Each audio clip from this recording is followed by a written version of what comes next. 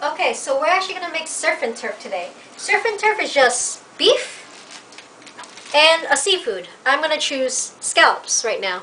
So what you have to do right now is, these are actually frozen scallops that I've actually separated when I bought at the food market. And this is also beef cubes that I actually chopped and separated. So as you can see, it's actually runny right now. So if you actually like your steak caramelized, you actually have to make sure that you actually dry this off. So we're actually going to need a few pieces of Bounty here. So of course, try to be environmentally friendly, but can't do anything about it, right?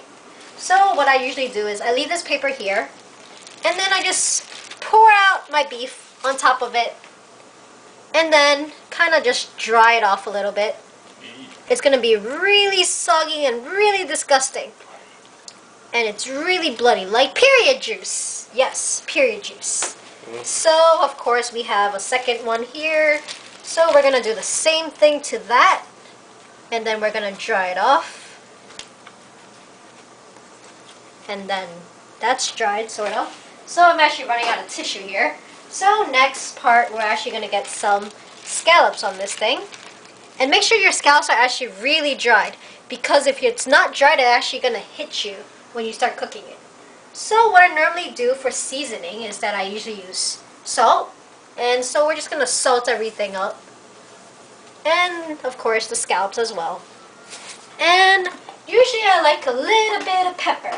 So, you know, some for good luck right there, and then, you know, some pepper there, and some more pepper, and so forth. And as you can see, I actually had my pan preheated right now. So this pan is actually pretty hot. So now that we're all actually eating healthy too, and this meat has a nice amount of, you know, fat to it, we're actually going to use the steak fat to actually cook the meat. So just dump it in, and just throw away the towel. And this will actually cook for maybe 5-10 minutes on each side.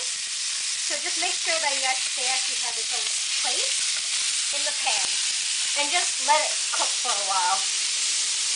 Now actually, for this scallop here, I actually don't like it this thick, because it takes too long to cook. So we're actually going to try slicing it straight in half, so that we actually get more for our money. So we're going to keep on doing this for all the scallops here. I actually have a nice amount of scallops for me to eat too. So we're going to continue doing this. Now we're going to throw this away as well. Now over here I have this pan. It's really sizzling hot. So for scallops you actually need a lot of oil. So just do that to that, and then we're actually going to lower this heat a little bit, because it's actually going to really splash at us right now. So normally, remember when you put your scallops in, stand back, because it's about to get you. So just throw them all in, throw them all in, throw them all in, and then of course try to make sure that you actually have your scallops in a nice position. So can you please, my partner that's going to help me separate my little scallops over there. Stop it now.